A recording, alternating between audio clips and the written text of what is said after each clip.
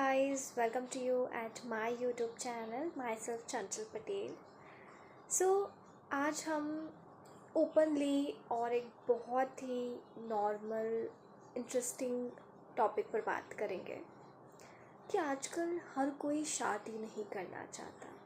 फिर वो मैन हो विमेन हो, सब भाग रहे हैं रिश्तों से। अगर हम विमेंस की बात करें ना, तो पहले वो इंडिपेंडेंट नहीं होती थी, उनके पास जॉब्स नहीं होती थी, फाइनेंशियल फ्रीडम्स नहीं होती थी, तो उन्हें मजबूरन शादी करनी होती थी कि वो एक मैन से शादी करेगी जो उसका खर्चा उठाएगा। नहीं, फूड जो एक साइकोलॉजिकल नीड होती है, बेसिक नीड होती है, वो उसकी फुलफिल होगी।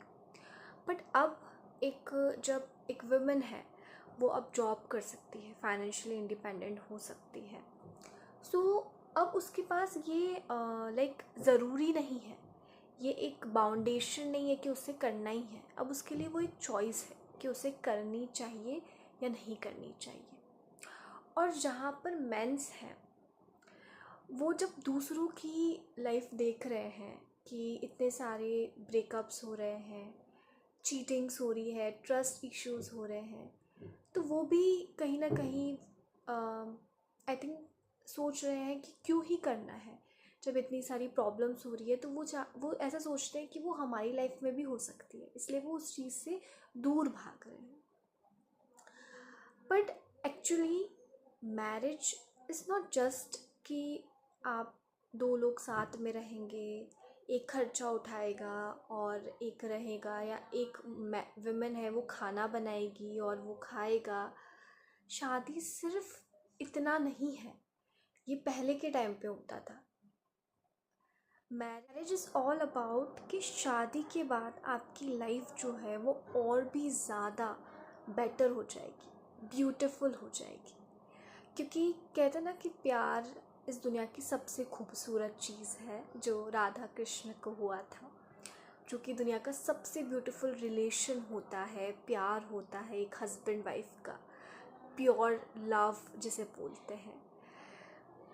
क्योंकि एक सही मैरिज जो होती है, जहाँ पर आप जब एक इस लाइफ से की प्रॉब्लम से जब एक अकेला व्यक्ति फेस कर रहा होता है ना, तो उसे एक सपोर्ट मिलता है आफ्टर मैरिज कि वो दोनों मिलकर उस प्रॉब्लम को सॉल्व करते हैं। जब एक गिरता है तो शायद दूसरा उसे उठाता है, या दूसरा गिरता है तो उसे पहला वाला उठाता है। तो इज़ अबाउट कि दोनों साथ मिलके इस जर्नी को, लाइफ की जर्नी को और ब्यूटीफुल बनाते हैं, इसे और अच्छे से संभालते हैं। Is about that. एक सबसे बड़ा पॉइंट भी मैरिज को अवॉइड करने का ये है कि आपने कुछ ऐसा एक्सपीरियंस कर रखा है जो शायद आपको ऐसा लगता है कि जो पास्ट में हुआ है वो फिर से हो सकता है, जो चीज़ें हुई है वो फिर से हो सकती है और आप उस चीज़ को फिर से फेस नहीं करना चाहते।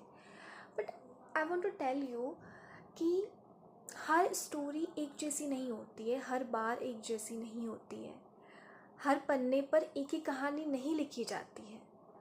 हर एक पन्ना एक नई स्टोरी लिखता है और उसमें नए पर्सन्स होते हैं। पहले जो हुआ है उसको एक बुरा एक्सपीरियंस समझ के भूल जाओ, पर उससे जो सीखा है उसे याद रखो और नए रिलेशनशिप में वो गलतियां मत करो, या सामने वाले से जो हुई है वो नए वाले पर्सन से ना हो, उस चीज़ का ध्यान रखो।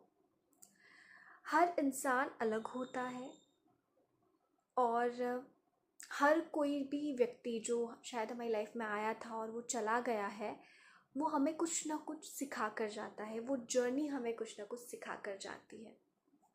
अगर आपको ट्रस्ट इश्यूज़ हैं,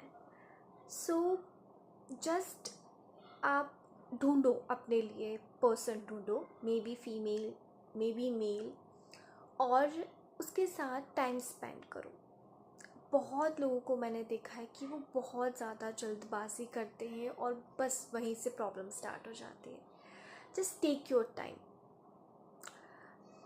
आई फील कि 3 to 4 years लो, साथ में घूमो रहो, जितना ज़्यादा हो सके टाइम स्पेंड करो, बातें करो, मिलो। और जब आपको लगे कि ये जो 3 से 4 साल हमने बिताए हैं ये बेस्ट टाइमिंग था, जहाँ पर मैं रोने की बजाय, फ्रस्ट्रेट होने के बजाय, गुस्से होने के बजाय सामने वाला मुझे खुशी दे रहा था, मेरा सपोर्ट कर रहा था, मेरी प्रॉब्लम्स में साथ दे रहा था, अंडरस्टैंड कर रहा था। अगर आपको ऐसा फील होता है तो आई फील ही और she is right for you. फिर भी आपको लग रहा है कि नहीं जल्दबाजी है, तो take your time. 10 years, 8 years, take your time.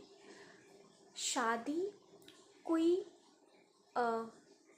Age wise नहीं होती है, जैसे कि हमारी सोसाइटी ने बना रखा है कि 21 में वेडिंग होना चाहिए, या 25 में होना चाहिए, या 30 में होना चाहिए। नहीं, आप 40 में करो, आप 30 में करो, जब वेन यू आर रेडी ना, तब करो।